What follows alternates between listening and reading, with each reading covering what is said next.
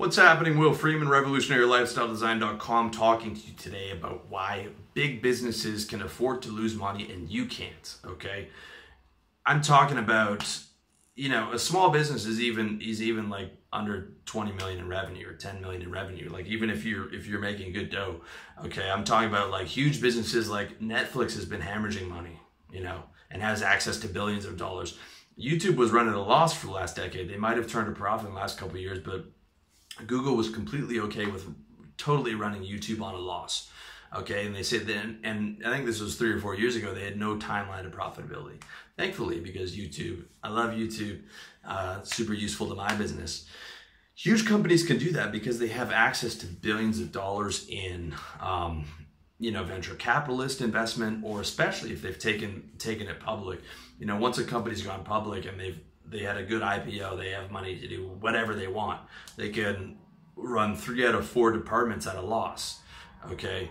Because they're running on that funny money, right? Huge companies get access to billions of dollars of debt, and if they can't pay that debt back, the bankers actually help them instead of shutting them down, right? Donald Trump did this 3 or 4 times, and when he's on the line for $400-500 million, the bankers can't afford to lose that, so they have to help the guy, right? It's the guy who's on the line for $4,000 that they're going to shut down, okay?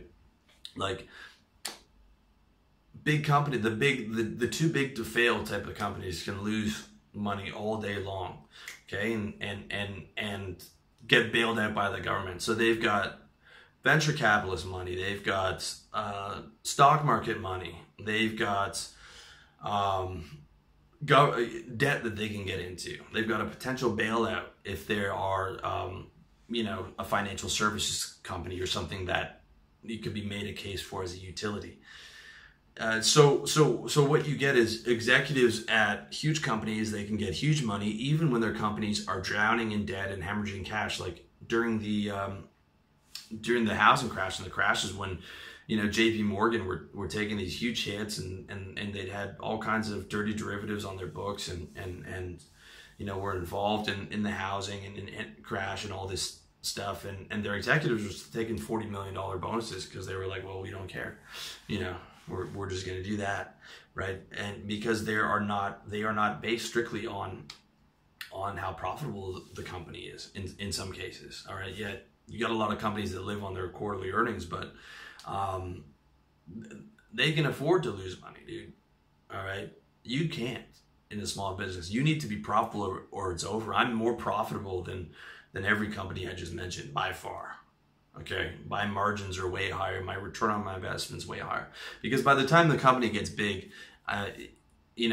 all those high margins and return on your investment has already been put into the company or taken out by the entrepreneurs. That's what got them the VC funding and the money and stuff. And once you get big, the bigger you get, the harder it is to get that massive ROI. So I'm not saying that I'm smarter than those companies, but I'm saying I am way more profitable in my business. I'm more profitable than Netflix and YouTube were combined over the last 6 or 7 years. I have a higher margin, higher return on my investment year after year than all the major public companies on the S&P. Like, it takes me $300, costs me $300 to launch an ebook. I make that back in like an hour or two of the day of launch. Like, return on investment's crazy. I think my expenses are maybe $200 a month for this business, $250 maybe. I mean, and that's with like 10 or 12 different companies that I use. I mean, the margins are crazy. Return on investment's crazy. You can't get that on those S&P companies. That's already been vacuumed into the investors' pockets by the time it's gone public. I'm profitable and I have high margins and I have high ROI because I have to. No one's going to bail me out. No VC's going to invest in my business. It's never going to go public.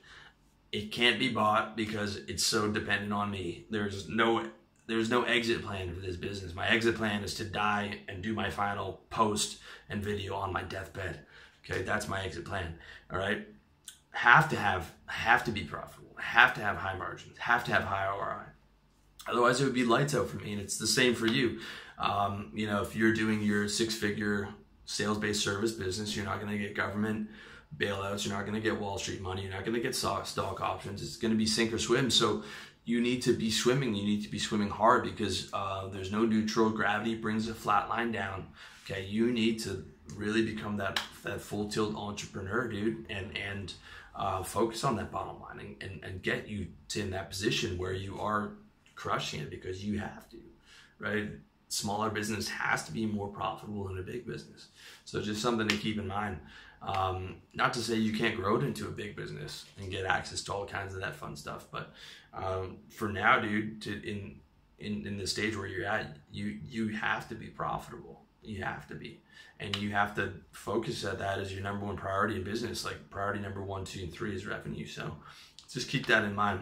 And let me know what you think in the comment section, and subscribe to the channel if you haven't already. Much love to you.